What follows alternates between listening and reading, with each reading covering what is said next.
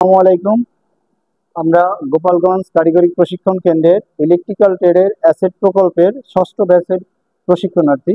আজকে আমরা শিখব কিভাবে অ্যাবোমিটার দিয়ে একটি লোডের ভোল্টেজ পরিমাপ করতে হয়। তাহলে আমরা চলে যাচ্ছি আমাদের ভোল্টেজ পরিমাপের জন্য।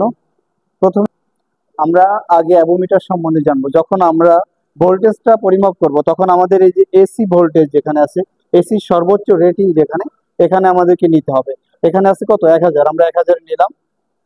এখানে হচ্ছে 10টা ঘর আছে, এসি ভোল্টেজে 10টা আছে, 10টা ঘর সমান 1000 ভাগ হচ্ছে 10 দিয়ে, হ্যাঁ 100 করে আসতেছে, প্রত্যেকটা ঘর 100। এখন আমরা হিসাব করবো, প্রতিটা ঘর আমাদের 100 আসছে, এক ঘর থেকে আর এক ঘরের দূরত্ব, মাঝখানে আছে 5টা ঘর। হ্যাঁ, তাতে আমাদের 100 ভাগ হচ্ছে 5, তাতে প্রত্যেকটা ঘরে আসতেছে মাত্র 20 পয়েন্ট করে। এবার আমরা সরাসরি পরীক্ষা করতে চলে যাব। আমরা সুইচ অন করলাম।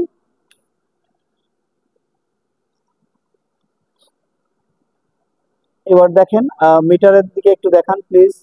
হ্যাঁ, পার দিছে। তাহলে কত হলো? 1 2, এরপরে আর দুইটা সংখ্যা গেল। হ্যাঁ, তাহলে প্রত্যেকটা ঘরে হচ্ছে 100, আর দুটো ঘর মানে 200, আর দুটো, যেহেতু আমরা 2 পয়েন্ট আছে, 20 20, 2 2 কত, 40, তাতে 240 আসছে আমাদের ভোল্টেজ এই লোডটায়। অ্যাবোমিটার দিয়ে ভোল্টেজ পরিমাপের টোটাল প্রক্রিয়াটা আমরা জানলাম। আর সবাই ভালো থাকবেন, ধন্যবাদ।